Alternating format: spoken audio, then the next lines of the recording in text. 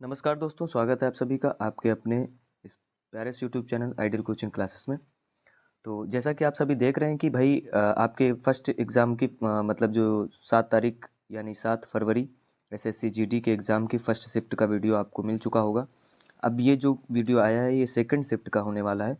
जो क्वेश्चन आप लोगों को मिलते हैं वो जो हमारे पास आ जाते हैं उन्हीं क्वेश्चन को लेकर के हम ये वीडियो आप तक बनाते हैं और उनसे कुछ मिलते जुलते क्वेश्चन भी हम लाने का प्रयास करते हैं। बहुत सारे बच्चे कहते हैं कि हम भी पेपर दे के आए हैं लेकिन हमारे में ये क्वेश्चन नहीं था, तो ऐसा नहीं है, ठीक है ना। काफ़ी सारे बच्चे देखते हैं उनमें से अगर 1000 बच्चों में से एक आधे कह भी रहे हैं तो मैं उस बात को नहीं मानता हूँ, क्योंकि उन हज़ारों बच्चों का इससे कुछ ना कुछ फ़ायदा तो होने वाला है, ठीक है। और ये सब वही क्वेश्चन है जो आप लोग बताते हैं। तो सबसे पहले जीके जीएस और करंट अफेयर से रिलेटेड क्वेश्चन पूछेंगे। इनमें सबसे पहला क्वेश्चन आपका पूछा गया था कि एक नृत्य वाला क्वेश्चन पूछा गया था जिसमें नर्तक का नाम बताया गया था। तो उससे संबंधित हम कुछ आपके लिए सीधे सीधे इंपॉर्टेंट चीज़ें लेकर के आए, जैसे कि भरतनाट्यम, इसके जो नर्तक हैं हमारे वो रुक्मिणी देवी अरुंडेल हैं।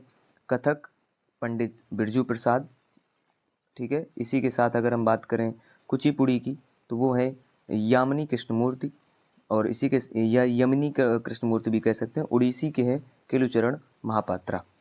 क्वेश्चन अगला था 2010 में किस नृत्य को शास्त्रीय नृत्य का दर्जा दिया गया। अगर हम बात करें 2010 की तो भैया 2000 में यहाँ पर 2010 होना चाहिए, 2010 में सत्रिया नृत्य को दिया गया, ठीक है। बात करें अगर कोविड के समय नमूना पंजीकरण के मुताबिक किस राज्य में जनसंख्या वृद्धि दर सबसे ज़्यादा थी, तो सबसे ज़्यादा थी भाई कहाँ, नागालैंड में। कोविड-19 महामारी के दौरान नमूना पंजीकरण प्रणाली, जिसे हम सैंपल रजिस्ट्रेशन सिस्टम या एसआरएस के नाम से जानते हैं, इसके आंकड़ों के अनुसार अगर हम बात करें तो नागालैंड में जनसंख्या वृद्धि दर सबसे अधिक दर्ज की गई थी। आगे अगर हम देखें इसके कुछ मुख्य तथ्य, तो भैया वो हैं कि राज्य नागालैंड की हम बात करेंगे कोविड-19 महामारी के दौरान यानी 2020 और 21 के बीच नमूना पंजीकरण प्रणाली एसआरएस, ठीक है। अगर हम बात करें अगले क्वेश्चन की, तो वो था कि भाई भारत ने 2014 एशियाई खेलों इंचियोन साउथ कोरिया में हॉकी का स्वर्ण पदक कितने वर्षों के बाद जीता था, तो वो था भैया 16 वर्षों के बाद, 16 वर्षों के बाद, ठीक है।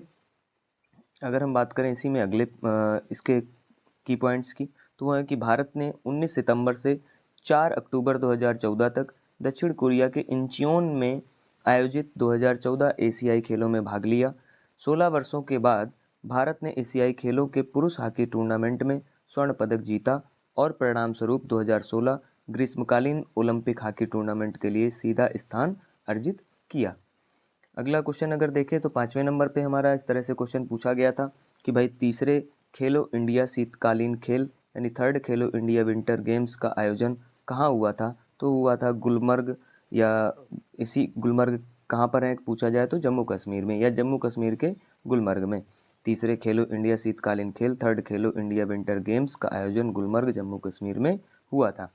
अगले क्वेश्चन की अगर हम बात करें तो वो है कि 1940 का अगस्त प्रस्ताव भारत में 8 अगस्त 1940 को प्रस्तुत किया गया था, और यह प्रस्ताव किसके द्वारा लाया गया था, तो भैया लॉर्ड लिनलिथगो के द्वारा लाया गया था यह प्रस्ताव।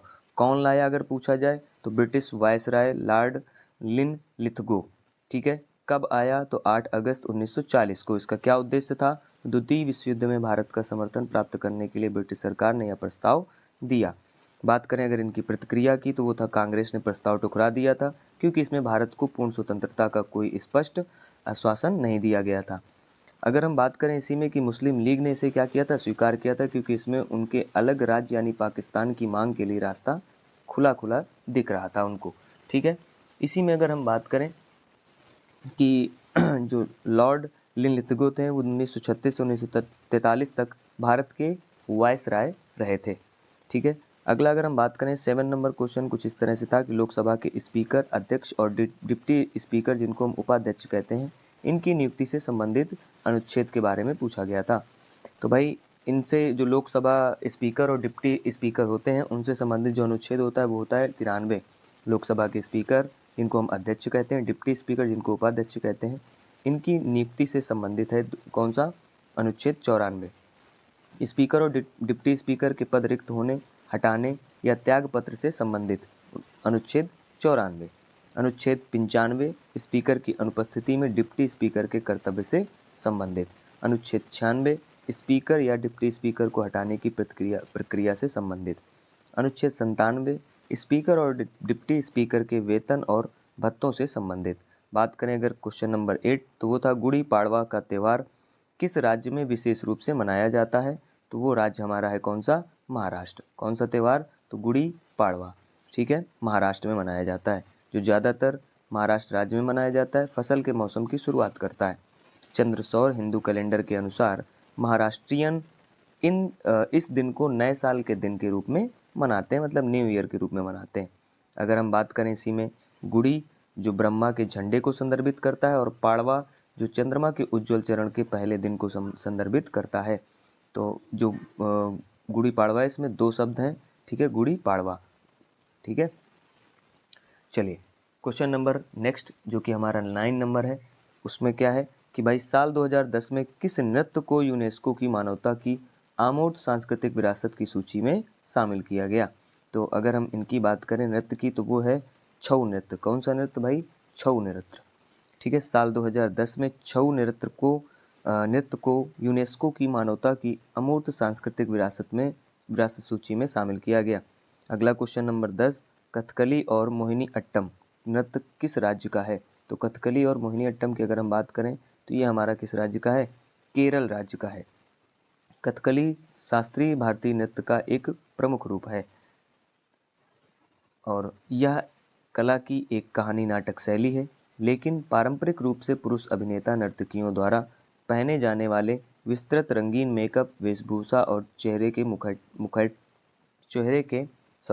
मुखौटों या मुखौटे द्वारा प्रतिष्ठित है। कथकली केरल के मलयालम भाषी दक्षिण पश्चिमी क्षेत्र में एक हिंदू प्रदर्शन कला है। अगला देखा जाए क्वेश्चन इसमें, तो 11वां नंबर कुछ इस तरह से पूछा गया था कि संगीतकार सिक्किल माला चंद्रशेखर किस वाद्य यंत्र से जुड़े हैं। तो वाद्य यंत्र से यहाँ पर क्वेश्चन अच्छे खासे पूछे जा रहे हैं, ठीक है। ये बांसुरी से जुड़े हुए हैं। बात करें अगर बांसुरी की, तो बांसुरी जो है वो संगीत वाद्य यंत्र संगीतकार सिक्किल माला चंद्रशेखर से जुड़ा हुआ है और इनको सहारा परिवार से आजीवन उपलब्धि पुरस्कार भी से सम्मानित भी किया गया था। अगर हम बात करें बांसुरी की, तो भारत का सबसे पुराना वाद्य यंत्र है और यह किससे बना होता है, तो भाई बांस से बना होता है, ठीक है। नेक्स्ट अगर हम बात करें क्वेश्चन नंबर 12 की, तो वो था कि साल 2011 की जनगणना के मुताबिक पूर्वोत्तर राज्यों में सबसे अधिक आबादी किसकी है, तो भैया असम की। नॉर्थ ईस्ट इंडिया में 7 राज्य शामिल हैं जिन्हें आमतौर पर 7 सिस्टर्स यानी 7 बहनें के रूप में जाना जाता है। कल की शिफ्ट में भी ये हम लोगों ने पढ़ा था, ठीक है, 7 सिस्टर्स वाला, और आज भी आपको ये देखने को मिला है। वे अरुणाचल प्रदेश, असम, मणिपुर, मेघालय, मिजोरम, नागालैंड और त्रिपुरा हैं। साल 2011 की जनगणना के मुताबिक पूर्वोत्तर राज्यों में असम की आबादी सबसे ज़्यादा थी। असम की आबादी थी कितनी, तो वो थी 3.12 करोड़। ये बात केवल पूर्वोत्तर राज्यों के लिए ही मान्य है। बात करें अगर अगले क्वेश्चन की, तो वो था कि भारत का सबसे अधिक जनसंख्या वाला राज्य कौन सा है, तो वो है भाई उत्तर प्रदेश, ठीक है। अगर हम बात करें 2011 की जनगणना के अनुसार उत्तर प्रदेश भारत का राज्य है जिसकी जनसंख्या 19.98 करोड़ है, जबकि आज की अगर हम बात करें तो लगभग 25 करोड़ के आसपास यहाँ की जनसंख्या है। उत्तर प्रदेश राज्य की जनसंख्या ये आपके सामने लिखी है 19 करोड़, ठीक है, 98,12,341। अगर बात करें उत्तर प्रदेश राज्य तो इसका घनत्व 829 प्रति वर्ग किलोमीटर है। यह भारत में सबसे अधिक आबादी वाले राज्य में पहले स्थान पर है। 2011 की जनगणना के विवरण के अनुसार महाराष्ट्र की जनसंख्या 11.24 करोड़ है, जो 2001 की जनगणना में 9.69 करोड़ के आंकड़े से अधिक है। नेक्स्ट अगर हम बात करें 1956 से 1961, तो भैया दूसरी पंचवर्षीय योजना थी ये। इसका मुख्य लक्ष्य क्या था, तो वो था उद्योग और भारी उद्योगों पर, ठीक है ना, उद्योग और भारी उद्योगों पर आधारित था। अगर हम बात करें इसमें 1956 से 1961 के बीच में, तो ये भाई सेकेंड 5 ईयर प्लान था, यानी द्वितीय पंचवर्षीय योजना। इसका संबंध, मुख्य फोकस इसका क्या था, मुख्य लक्ष्य क्या था, तो उद्योग और भारी उद्योगों पर, ठीक है ना, इस लक्ष्य रखा गया था। इसे महल नोबिस मॉडल के आधार पर तैयार किया गया था जिसमें भारी उद्योगों को प्राथमिकता दी गई। अगर बात करें इसमें कि इस योजना के दौरान भिलाई, दुर्गापुर, राउरकेला जैसे इस्पात संयंत्र स्थापित किए गए। अगर बात करें पहली पंचवर्षीय योजना जो कि 1951 से 1956 के बीच में थी, इसका मुख्य लक्ष्य क्या था? तो भैया इसका कृषि क्षेत्र पर मुख्य लक्ष्य था। बात करें 1951 से 1956 पहली पंचवर्षीय योजना का संबंध, तो इसका मुख्य फोकस कृषि क्षेत्र पर था। ठीक है, और इस योजना का उद्देश्य खाद्य उत्पादन को बढ़ाना, सिंचाई परियोजनाओं को विकसित करना था। इसमें भाखड़ा नागल, दामोदर घाटी परियोजना, हीराकुंड बांध जैसी बड़ी सिंचाई परियोजनाओं पर जोर दिया गया। अगला क्वेश्चन पूछा गया है इसमें कि भारत के वर्तमान संस्कृति मंत्री कौन है? तो भैया संस्कृत मंत्री जो है वो है गजेंद्र सिंह शेखावत, है ना भाई, गलती से थोड़ा सा दिखा नहीं था वहाँ पे। तो ये हैं हमारे गजेंद्र सिंह शेखावत। अगर हम बात करें कि वर्तमान में भारत के संस्कृति मंत्री श्री गजेंद्र सिंह शेखावत हैं, जिन्होंने 11 जून 2024 को केंद्रीय संस्कृत मंत्री का पदभार ग्रहण किया था। 11 जून 2024। अगर बात करें शेखावत जी की, तो इनका कार्यालय नई दिल्ली के शास्त्री भवन में स्थित है। उनके निजी सचिव श्री संदीप कुमार सिंह जी हैं।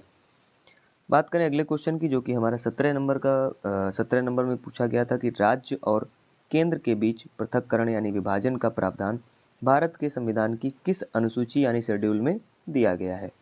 तो वो है भैया 7वीं अनुसूची यानी 7th शेड्यूल।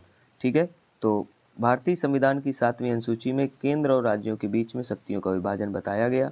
इस अनुसूची में केंद्र, राज्य और समवर्ती सूचियों का उल्लेख है।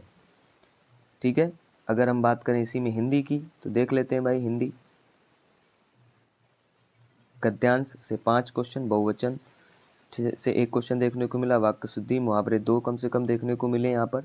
ठीक है, पैरा जंबल से भी यहाँ पर आपको 1 क्वेश्चन देखने को मिला, विलोम शब्द से 2, तत्सम तद्भव से भी 2 क्वेश्चन देखने को मिले, पर्यायवाची से 2, रचनाओं से 1 क्वेश्चन देखने को मिला है। इसी के साथ आपका एक शब्द से भी 1 और संज्ञा से भी 1 क्वेश्चन देखने को मिला हुआ है। अगर बात करें मैथ की, तो मैथ में यहाँ पर अलजेब्रा से क्वेश्चन देखने को मिला। ठीक है, क्षेत्रमिति से यहाँ भी नहीं मिला आपको, प्रतिशत से 2 क्वेश्चन, लाभ हानि से 2, CISI से 2, औसत से 1 क्वेश्चन। इसके साथ साथ ज्यामिति से 1, DI से 1, number system, LCM HCF simplification से 3 से 4 क्वेश्चन देखने को यहाँ पर मिल रहे हैं। बात करें अगर रेशियो की, तो 2 से 3 क्वेश्चन, पाइप सिस्टम यहाँ पर देखने को नहीं मिला है। ट्रेन से 2 क्वेश्चन, ए से 1 क्वेश्चन और टाइम एंड वर्क से भी आपके 2 क्वेश्चन यहाँ पर देखने को मिल रहे हैं।